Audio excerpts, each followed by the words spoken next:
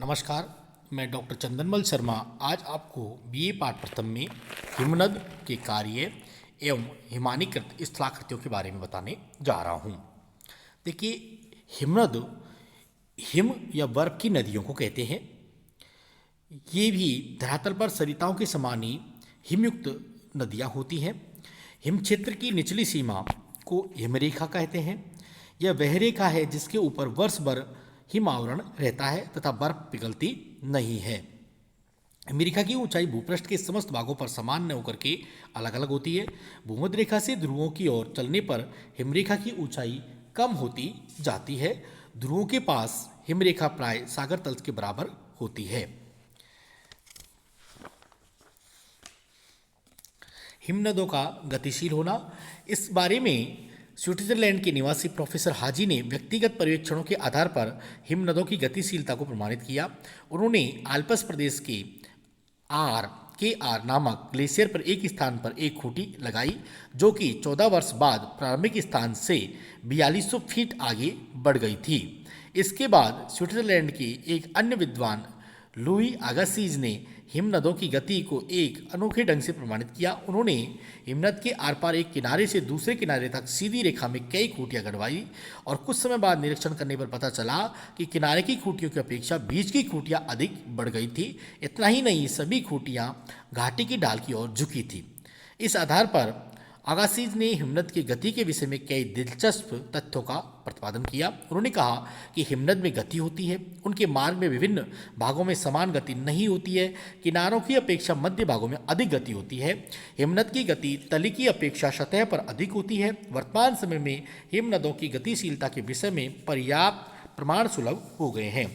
विश्व में सबसे अधिक रफ्तार वाले हिमनद ग्रीनलैंड में पाए जाते हैं और अंटार्कटिका बियोर्डफोर्ड हिमनद, जो कि विश्व के सबसे बड़े हिमनदों में से एक है, ये प्रतिदिन 1 मीटर से भी कम दर से आगे बढ़ रहा है।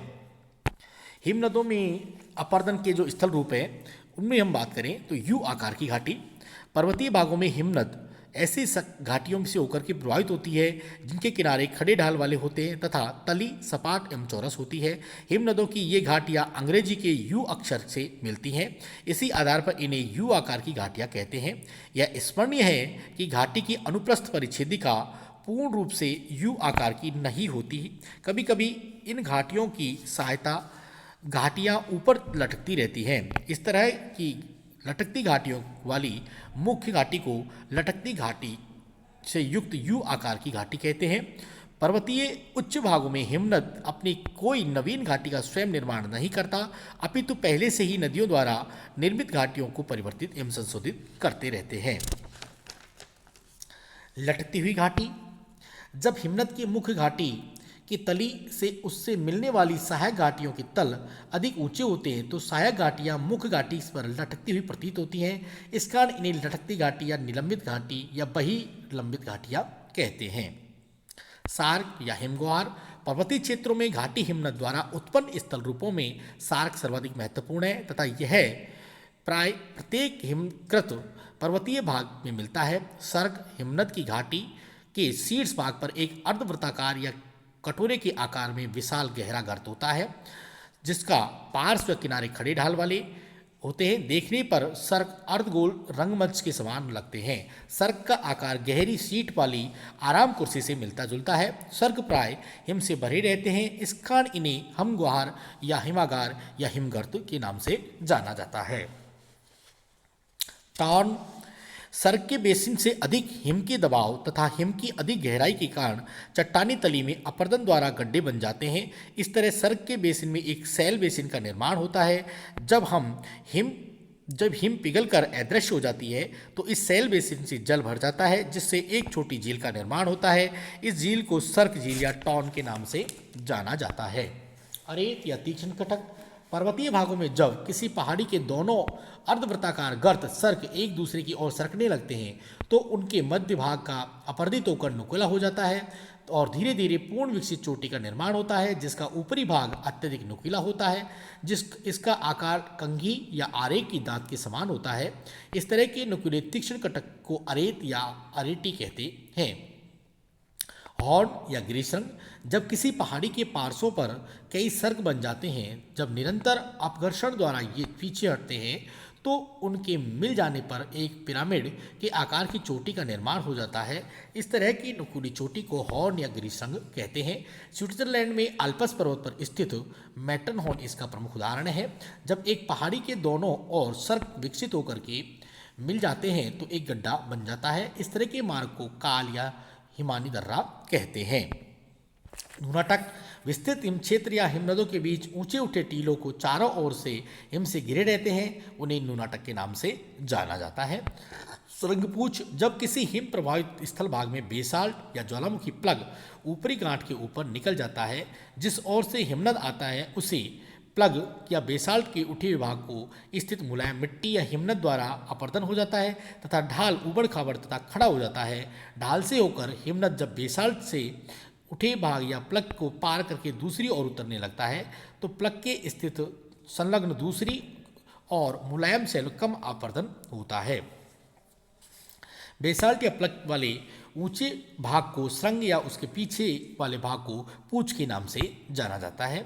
भेड़ पीठ सेल या रास मुटैनो, हिमानीकृत क्षेत्रों में कुछ ऐसी हिम अपर्दित शिलाएं होती हैं जो कि दूर से देखने पर ऐसा प्रतीत होती है मानो कोमल ऊन वाली भेड़ बैठी हो। इन्हें मेज शिला या भेड़ पीठ शिला के नाम से जाना जाता है। हिमसोपान, हिम घाटी हिमनद के अपर्दन द्वारा उत्पन्न स्थल रूपों में सर्ग के बाद सर्वाधिक चित्ताकर्षक किंतु आश्चर्यचकित करने वाला स्थल रूप हिम सोपान होता है।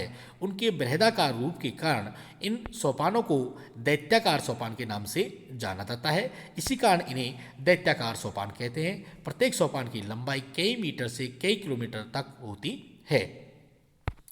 फियोर्ड, उच्च अक्षांशों में जलमग्न हिमानीकृत घाटियों को फियोर्ड कहा जाता है। फियोर्ड एक प्रकार का तट तथा किनारा होता है।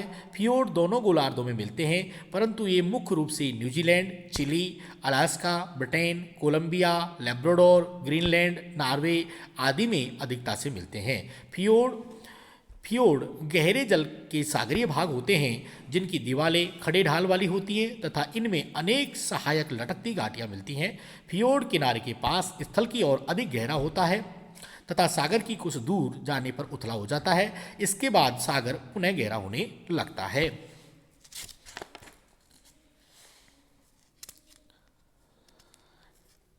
हिमानी द्वारा निक्षेप जनित स्थल रूप, इनमें आता है हिमोड। हिमनद अपने साथ बारीक कणों वाले पदार्थों से लेकर बड़े बड़े शिलाखंडों का परिवहन करता है। इन पदार्थों को जब हिमनद बहाकर नहीं ले जा पाता है तो उनका निक्षेप हो जाता है। हिमनद द्वारा पदार्थों के निक्षेप से को हिमोड कहते हैं।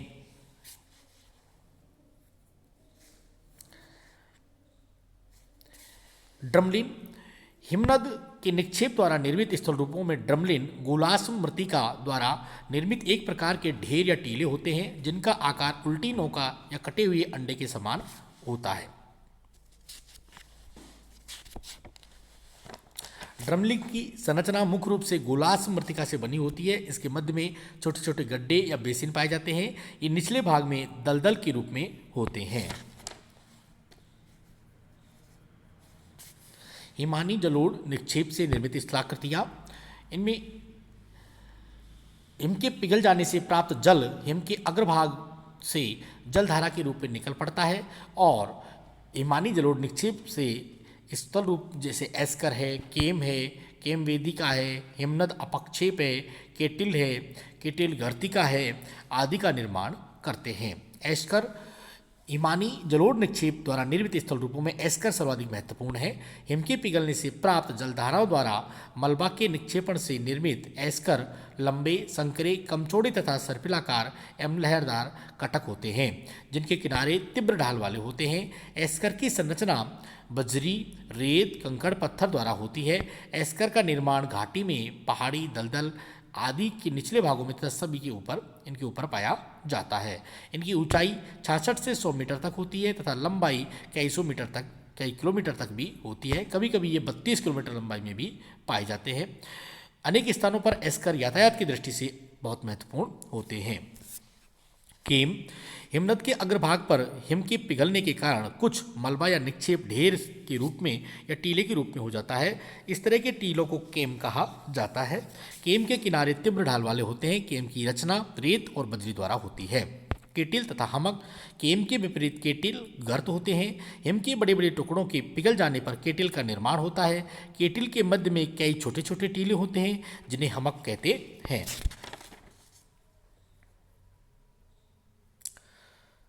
Thank you.